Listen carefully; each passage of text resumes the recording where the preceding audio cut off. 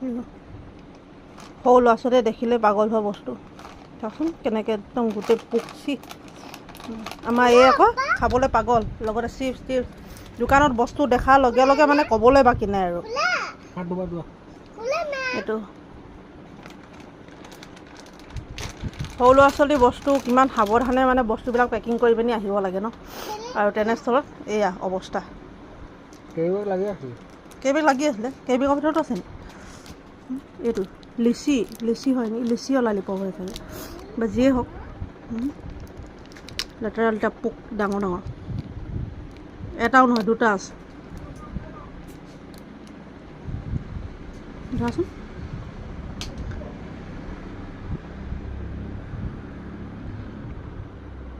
ল'ৰা ছোৱালীয়ে দেখিলে পাগল হৈ যোৱা বস্তু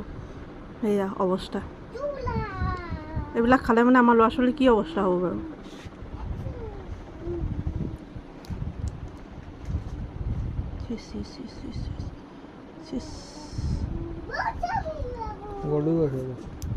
পেলাই দিয়ে